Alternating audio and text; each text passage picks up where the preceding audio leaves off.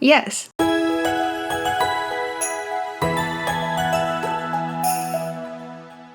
Hi everyone! Welcome back to my channel and a very warm welcome if you're new. I have a super exciting video that I cannot wait to share with you guys today. If you watched my last few videos, you might have seen me tease this a couple of times. But this year has been busy in many ways, so this doll took me way longer than I expected. So I hope she'll be worth the wait. Today, finally, I can show you how I made Twilight Sparkle! I recently watched Friendship is Magic for the first time and it's become one of my favorite shows. I love the animation style, I think the songs are so good, and I just love the characters. The main six and their elements of harmony also make the show feel a lot like a magical girl anime to me, which is one of my favorite genres. So I decided I want to make the main six as magical girls. And I'm gonna make Spike too. Since Twilight is the main character of the show, it felt only right to start with her, so she will be the start of a brand new series on the channel.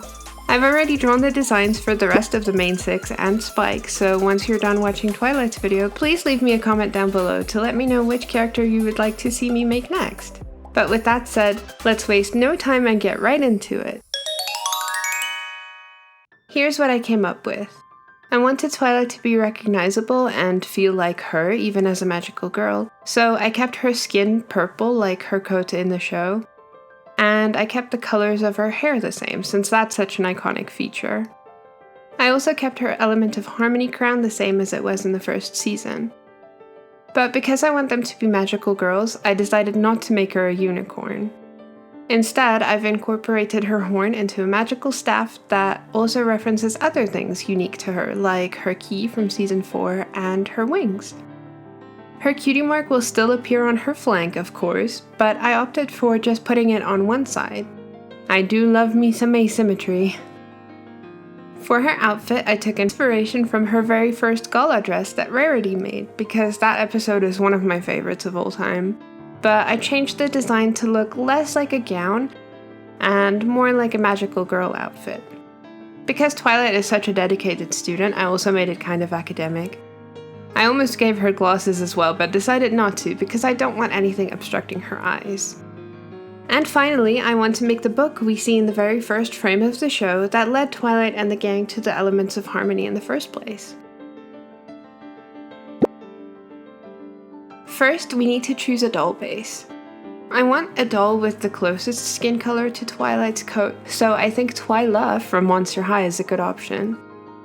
I think the G2 face sculpt really suits Twilight too, but I like the G3 body more. So, a hybrid it is! We need to prep both dolls, so let's soak their heads in some freshly boiled water for a few minutes.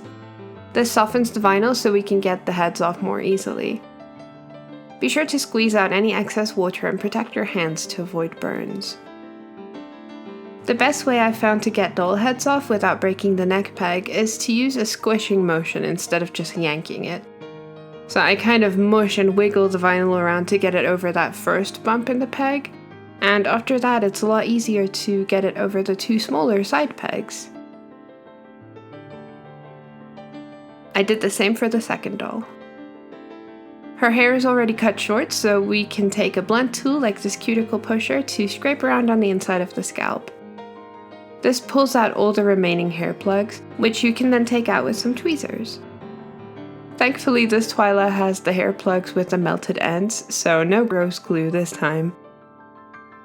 Next, we soak a cotton pad in 100% acetone and press that against her face for a few minutes to remove the factory paint. Wow.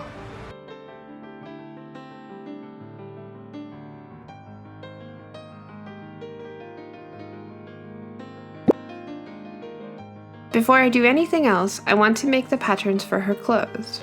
An easy way to do this is to wrap the doll in plastic wrap and cover that with strips of masking tape. This way you can sketch the clothes you want directly onto the masking tape and cut it out. I like to then trace them onto paper. Just remember to add seam allowance for everything if you do this. After that, I cut everything out of fabric in the same colors as Twilight's gala dress. Let's start with the leg cuff, since it's really easy to make. I used this roughly white ribbon and a piece of the darker blue cotton, but in hindsight I think stretchier fabric probably would have worked better. I first sew them to each other, then turn and sew up the side seam to make the cuff shape. And there we go, leg cuff. Now we can make her white shirt. This is one of the design elements that I want all 6 of the main ponies to have. Start by sewing darts into the front panel of the shirt. This will help it fit nicely around her chest. We want it to be snug because it has to fit underneath her vest. Next, sew the 2 back panels to the front panel at the shoulder seams, right sides facing. Then we can gather and sew the puffy sleeves to the shoulders, but remember to sew the cuffs to them first.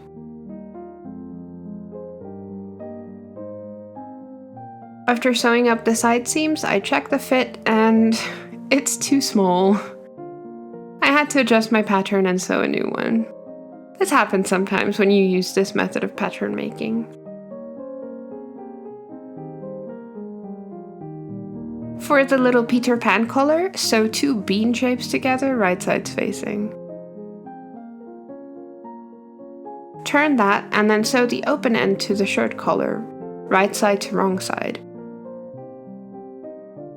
That way it can flip over and has a nice finished edge. Sew up the side seams again, and it fits! Yay! She looks a little bit like she's wearing one of those 50s cone bras, but it'll be hidden under the vest. No one will know. Nobody's gonna know. They're gonna know. I made a little bow out of some thin black ribbon and sew it to the front of the shirt. To make the buttons, I sew a bunch of teeny tiny stitches in one spot until it looks like a little dot. The back seams get hemmed, and off camera I add snap closures. I left the bottom of the shirt unhemmed because I want it to be as flat as possible so we can tuck it into the skirt.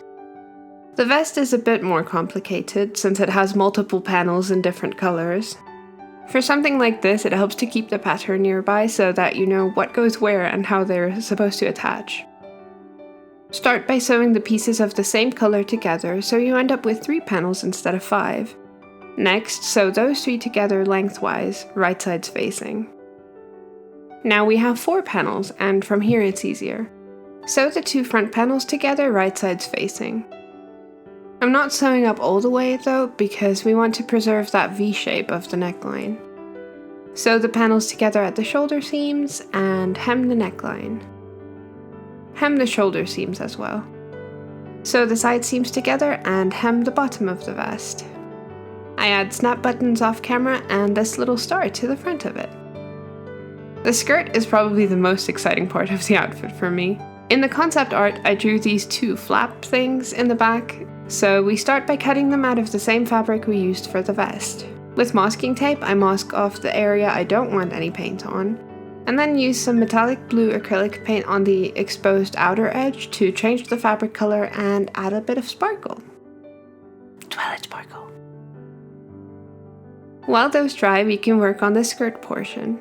I make a long strip of blue fabric and mask off where I don't want any paint again, but this time I use little star stickers too so that we can have that layered star effect that her gala gown has.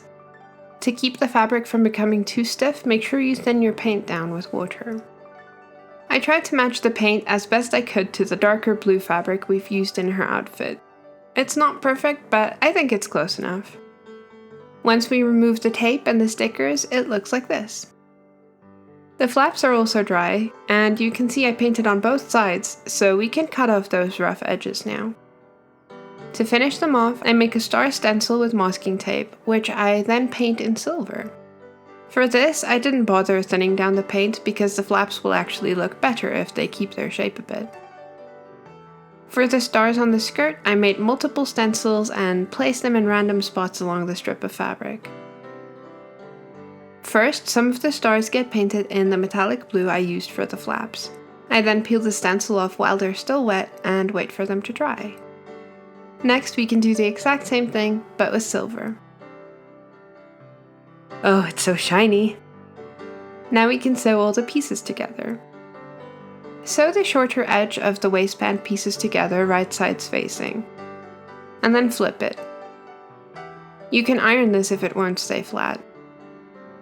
For the skirt, I want to make what I believe are cold box pleats. So I mark off 1.5 centimeters, 5 millimeters, 1 centimeter, 5 millimeters, 1.5 centimeters, etc. to show me where to fold the fabric. At the first mark, fold the fabric into itself, right sides facing. And then at the next mark, fold it in the opposite direction. Keep doing this along the entire length of the skirt, alternating the direction you fold the fabric at every mark.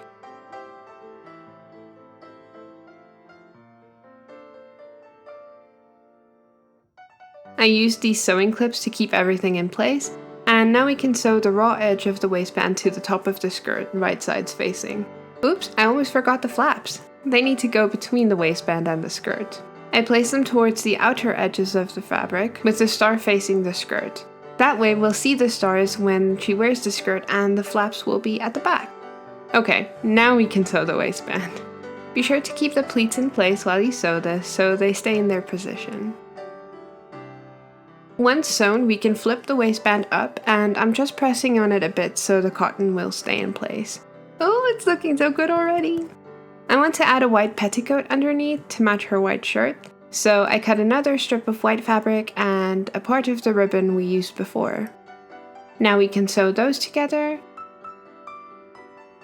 and the petticoat has a cute ruffle. I gather the fabric and use another top stitch to sew it to the skirt. This also makes the waistband look more finished at the same time. Off camera, I close the back and add snap closures. To make socks, I always start with 2 rectangles of a stretchy fabric. First, I hem the top of the rectangles, and then I wrap them around her legs with the right sides facing in, and sew as tightly as I can along the leg. You're essentially using the leg to shape the socks, if that makes sense. Once you cut off the excess, you have a sock. The final step is to turn them right side out. I finished them off by adding some blue and navy ribbons to match the rest of her outfit. Now that we have her socks, we can make her shoes. Keep the socks on, then wrap the feet first in plastic wrap and then in masking tape. This sparkly navy polymer clay should match her outfit perfectly. Begin by making triangular shoe bases and squish her feet into them. Then use half moons of the clay to cover her toes. This will form the front of the shoe. To prevent cracks, you'll need to make sure the place where you attach them is smooth and free of air bubbles. If the shoe looks a bit too bulky, which mine often do, I like to take a craft knife and carefully cut away wherever the clay seems too thick. Just be careful not to go too deep, otherwise you could cut the socks and even her toes. At this point they're a bit rough, so go over them again to smooth everything out. Silicone tools are really handy for sculpting details like this line I want on the soles. To remove the feet, I cut into the masking tape. Again, I'm being careful not to go too deep here, so I won't cut holes into the socks. I forgot to film it, but I essentially slipped the feet out of the socks before baking the shoes. Once baked, they're as hard as plastic. I like to mark which shoe goes on which foot by carving these little feet shapes into the clay with woodcutting tools. I didn't have any navy elastics, so we'll use this pink one to form the straps around her ankles, and we need to sew some snaps to them too. Next, I take some of that navy ribbon again and sew little loops around the ankle strap. I wrap the feet in plastic again to protect them and snap the straps in place. Then I dot some glue onto the loops and put her shoes on. This ensures that the loops are glued to the right spot inside the shoe. So that they'll be extra shiny, I paint a layer of polymer clay varnish over them. Now to fix these pink straps. I make a watery mixture of navy paint and just paint over them. Much like with the skirt, if you make the paint watery enough, you'll still be able to move and stretch the elastic. Once that dries, I glue little stars to the straps to match Twilight's skirt. Perfect! For the book, I took screenshots of and printed all the pages of The Tale of Two Sisters and fold them in half. Once folded, you can glue the white sides together and they'll form a page that you can turn. If you do that to all of them, they end up bound together, which is a much easier and faster method than real book binding. For the cover, I cut pieces of scrap cardboard according to the spine width and size of the pages I just glued. I don't have brown faux leather either, so let's use pink again. Glue the pieces of cardboard to a piece of leather. Make sure you leave some space on either side of the spine so that it can bend easily. Also leave some space along the outside of the cover. Once dry, you can cut the corners of the leather at a diagonal, but don't cut right up against the cardboard, otherwise it'll peek out. Doing this allows us to fold the leather around for a nice finished edge. Add a bit of glue to keep it in place. I used some sewing clips to keep it down while the glue dried. It should look something like this and be able to bend easily. Now we just need to put some glue on the spine of the inner pages we made earlier and attach that to the spine of the cover. Now I'd like to hide all the ugly bits, so I glue the first and last page of the book to the insides of the cover. This will also make it more secure. Then I cut pieces of black cardboard and glue them on top of that to hide the raw edges of the leather. The cover has the bust of a unicorn on it, so I sculpt that out of polymer clay. Silicone tools work great for adding small details here too. Don't mind the continuity errors here. I usually don't work on the different parts of a doll project chronologically, but for the video I edit it that way so that we don't jump around too much. Once baked, the unicorn can be glued to the front cover. Off camera, I also added some details on the spine. Now everything can be painted a nice chocolatey brown with acrylics. It might take a few coats to become opaque. The book in the show is old and kind of worn, so to achieve this effect, we can dry brush it with a lighter shade of brown. I usually focus on the spots I think are most likely to get bumped or scuffed, like around all the edges and the corners. Then on the unicorn and the details on the spine, I dry brush some gold. Dry brushing it like this makes it feel older because of all the dark paint peeking through the cracks. After several layers, it looks like this. The eye needs to be blue though, so I add that with my smallest paintbrush. To finish it off, I'm going to use these little jewelry pieces. At a very bad camera angle, I flatten them with pliers so that they'll fit around the book corners. Once they're on, I flatten them even further so that they grip the cover tightly.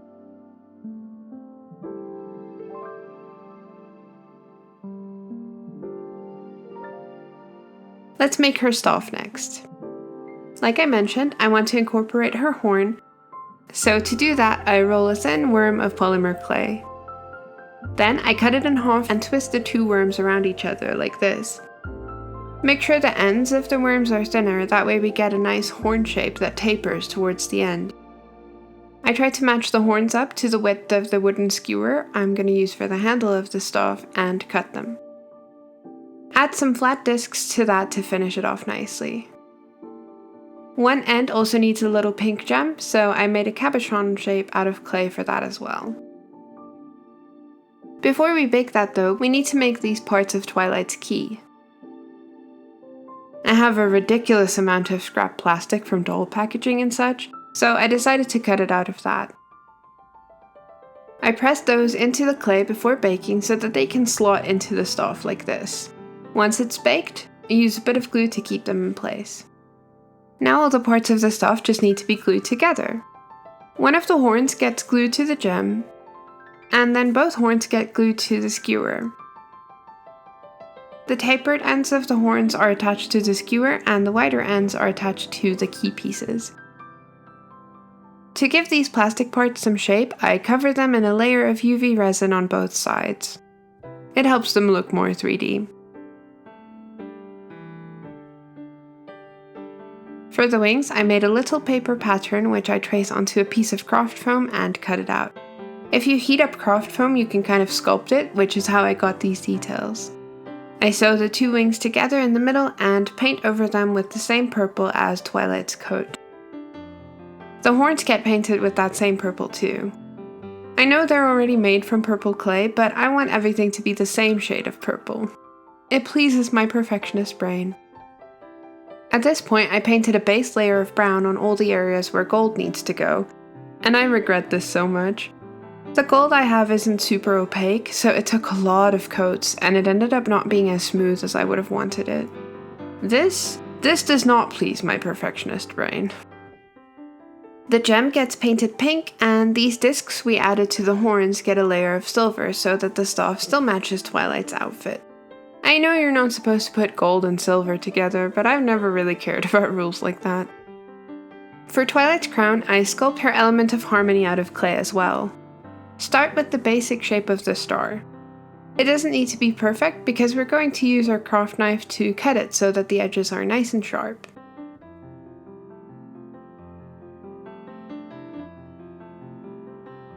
I then carefully mark the facets of the gem and cut downwards at an angle. This gives the facets that 3D look of a cut and polished gemstone. I also add a little flat diamond in the middle. With that done, we can roll a very thin worm of clay and put it all along the outside edge of the element, so it looks like it's in a setting. Make sure the edges are still nice and pointy, and bake it. I do want this to look like an actual gem, so I got this from Amazon. It works kind of like friendly form or Pratley frog's eggs if you're from South Africa. It's a heat moldable plastic that comes in pellets, which you soften by pouring them into freshly boiled water. Once they're hot, they become moldable, so you can squish them together and make shapes with it like you would with clay. I'm using this to make a mold of Twilight's element. What's different about this specific product is that it stays see-through and kind of bendy even when it cools down, which means that you can easily pop out the thing you made a mold of and you can use it for UV resin.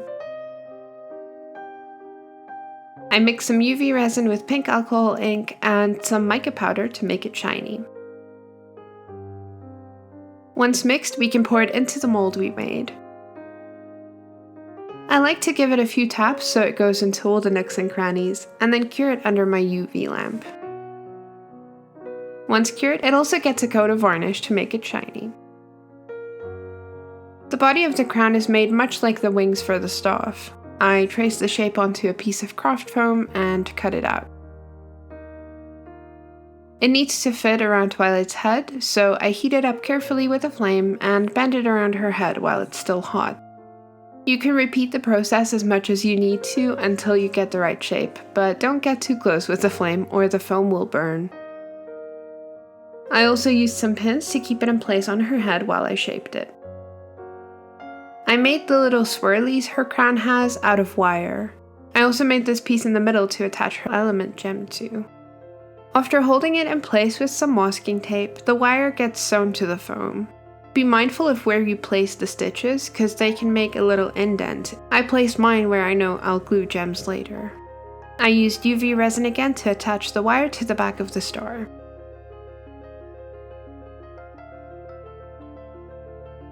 Now all that's left to do is to attach these smaller wires to the bigger frame, which you can do by tying them together with gold thread.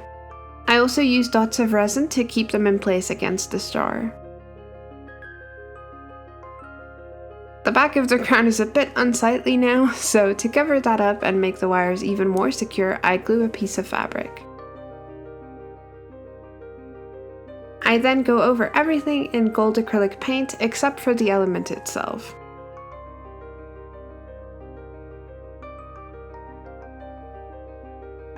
I take little blue gems of different sizes and glue them to the front of the crown. This covers those indents that the stitches made. Off camera, I also cover the whole crown in a layer of varnish. Phew, that was a lot of accessories. Let's get back to the doll herself, shall we? Even though Twilight is purple, it needs to be a different shade to fully match Twilight's coat. To do that, I mix a batch of airbrush paint in the right shade and take her outside to spray her. It's not a huge difference, but you can see here that it's a bit darker than she was originally. And now all her body parts are the same color. Faceup time! To do a face-up, you need some kind of sealant. I like to use Citadel. When spraying, always remember to wear a gas mask to protect your lungs. I also like to wear safety goggles to protect my eyes. Since we airbrushed her, I spray her entire body to protect that paint as well.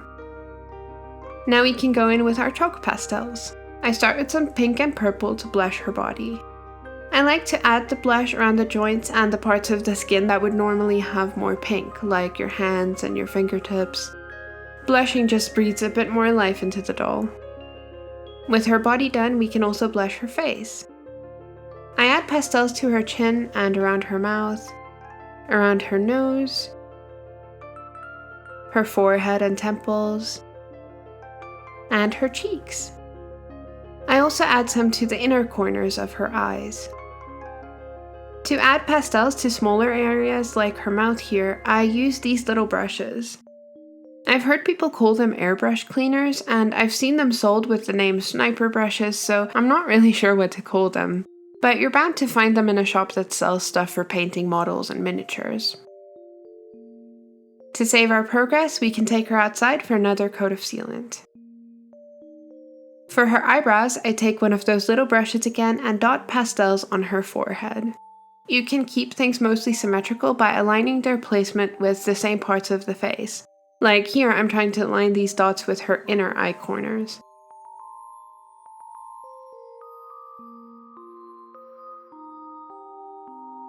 To give her an open, friendly expression, I'm making these blobbies higher up and taking the tail of the eyebrow downwards, which is why this little dot is lower. Then you can just fill in the shape with pastels. Don't worry if they're not neat or perfectly symmetrical. We can clean them up a bit with a kneaded eraser, or if the color is stubborn, you can get yourself one of these eraser pencils.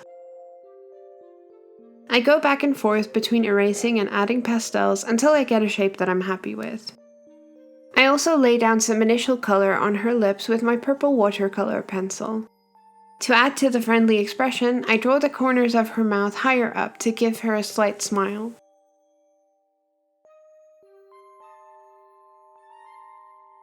With that same pencil, we can also sketch in the placement of her eyes.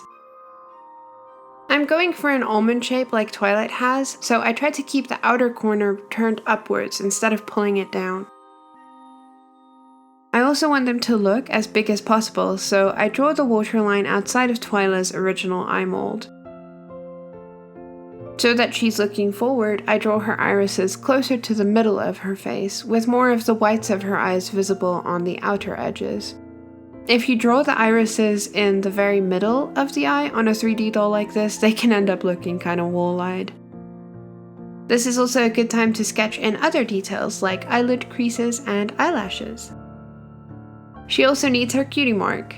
I kind of wish I'd filled in this seam on her leg before starting, but oh well. Live and learn, I guess.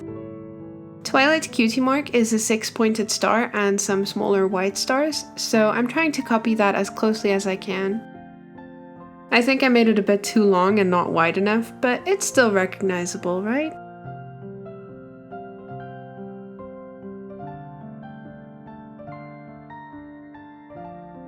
After another coat of sealant, we can add some finer details on her face. I start by drawing in some individual eyebrow hairs. It's been very, very cold lately because it's winter here in South Africa, and I think that messed with the sealant a bit. It didn't have as much grip as I'm used to. I also think I sprayed it a bit too close to her face on this layer. But nevertheless, we bowl. I use a white pencil to map out highlights on her face and try to fill in her sclera. Then I go over her mouth again with a dark purple, and go over her cutie mark with pink. This is about as far as I could go with my pencils, which isn't too bad, but I want specific colors for Twilight, so time to whip out the acrylic paint. With a navy color and my tiniest brush, we can paint the little eyebrow hairs again. Once dry, I also add a lighter blue to the inner corners to give it a slight ombre effect towards the ends. Then, with a purple that's a bit darker than her skin, I go over the lines I drew for her eyes. I also go over her lip lines.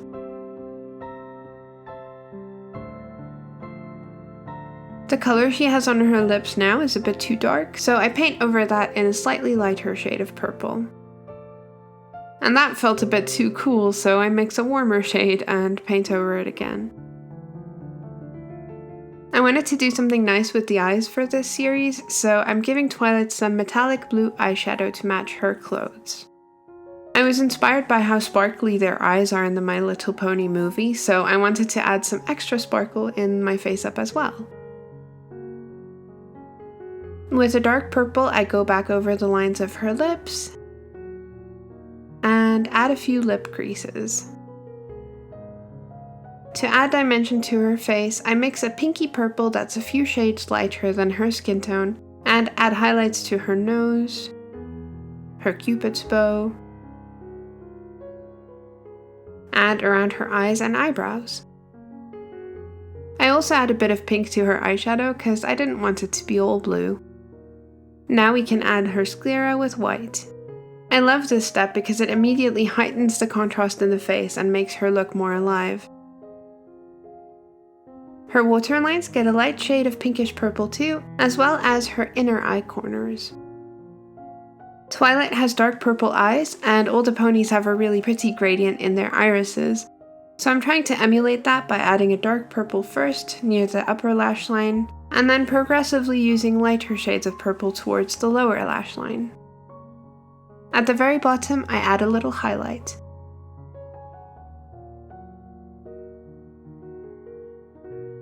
Now we can finally add some black for her eyelashes. I try my best to keep things dainty, so I was quite literally holding my breath while painting this. In the show, she has 3 eyelashes on top and 3 at the bottom, so I'm giving my Twilight the same amount. I was very proud of this particular swoop. With her eyelashes all painted, we can take the good old dotting tool to add her pupils. They came out pretty big, but this time it makes sense because they're huge in the show. To finish her eyes, I add the 2 white catch lights that all the ponies have. And for that sparkle I mentioned, I'm adding a little metallic blue star at the bottom of her iris. But I didn't want to stop there, so I'm also adding little metallic dots and sparkles around her eyes and cheekbones. I think these are the smallest stars I've ever painted.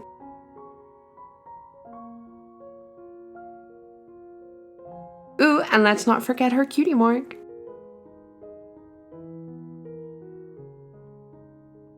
For the finishing touch, I paint her nails a metallic purple, just for fun. Because we airbrushed her head and we don't want that or the sealant to crack, Twilight can't be rerouted. Instead, let's make wefts for the navy blue, the purple, and the pink. With some all-purpose tacky glue, I start gluing the wefts to her head. I start at the back and the bottom hairline, since each layer of wefts need to hang over the next one. Here I'm also gluing the purple and the pink strips. We'll be able to see these peeking out from the front, but the back of her hair will be mostly navy.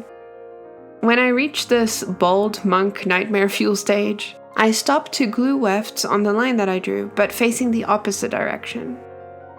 Now we can continue with the ones we were doing until we reach the wefts in the front. Next, flip the hair backwards.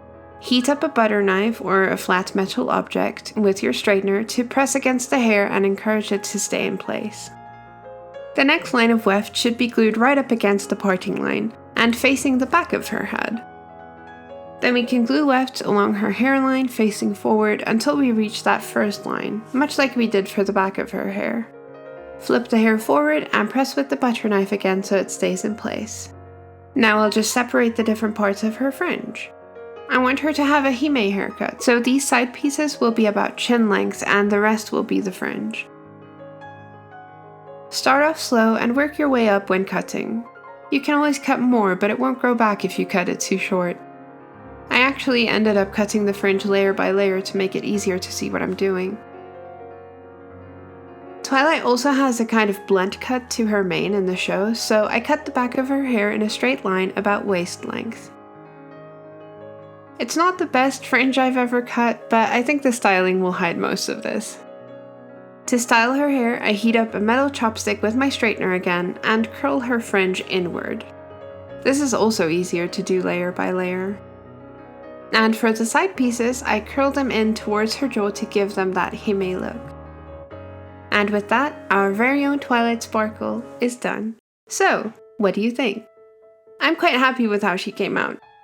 Of course, there's always room for improvement.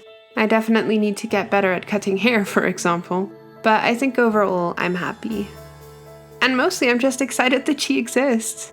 I've been working on and off on this doll since, January, and for multiple different reasons I kept having to stop and focus on something else and so on. But she's finally here and I'm so excited to make the rest of the main 6 and Spike. Do you like how I made Twilight? Was there anything you would have done differently? Let me know in the comments down below. I'm glad we got to kick off the main 6 Magical Girl series with Twilight.